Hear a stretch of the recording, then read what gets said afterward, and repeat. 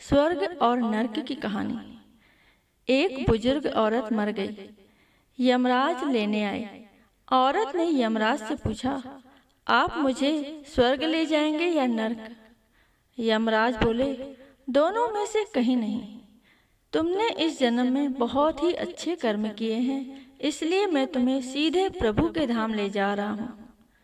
बुजुर्ग औरत खुश हो गई और बोली, धन्यवाद, पर मेरी आपसे एक विनती है। मैंने यहाँ धरती पर सबसे स्वर्ग नर्क के बारे में बहुत सुना है, इसलिए मैं एक बार दोनों जगहों को देखना चाहती हूँ।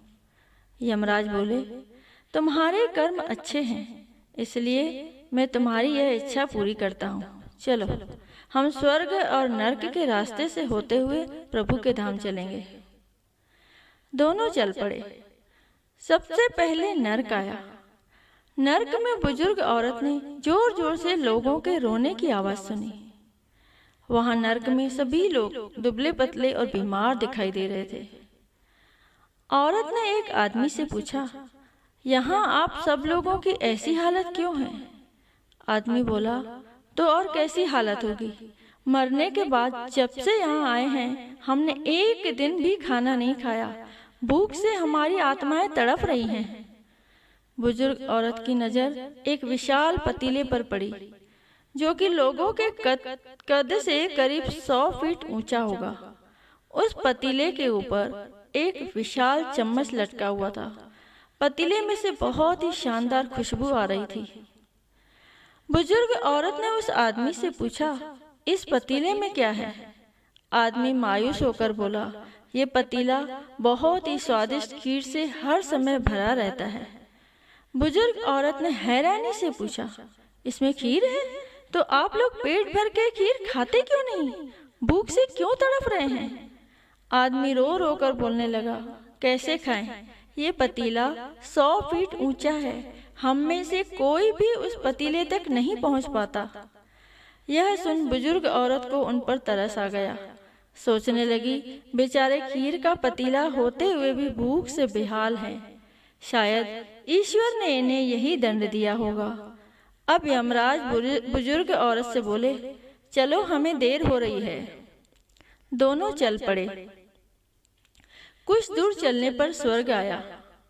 वहां पर बुजुर्ग औरत को सबके हंसने और खिलखिलाने की आवाज सुनाई दी। सब लोग बहुत खुश दिखाई दे रहे थे। उनको खुश देखकर बुजुर्ग औरत भी बहुत खुश हो गई। पर वहां स्वर्ग में भी बुजुर्ग औरत की नजर वैसे ही 100 फीट ऊंचे पतीले पर पड़ी जैसा नर्क में था।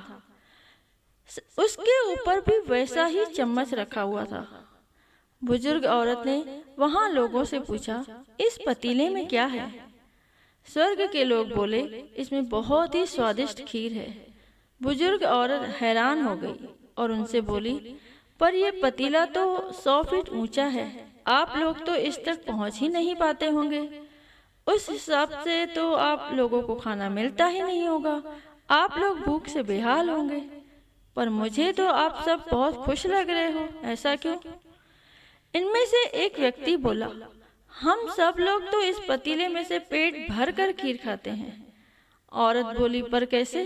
पतीला तो बहुत ऊंचा है। व्यक्ति बोला, तो क्या हो गया? पतीला ऊंचा है तो यहाँ पर कितने सारे पेड़ हैं। हमने उन पेड़ों की लकड़ी ली, उसको काटा और एक विशाल सीढ़ी का निर्माण किया। उस लकड़ी की सीढ़ी के सहारे हम पतीले तक पहुँचते हैं और सब मिलकर खीर का आनंद लेते हैं। बुजुर्ग औरत यमराज की तरफ देखने लगी।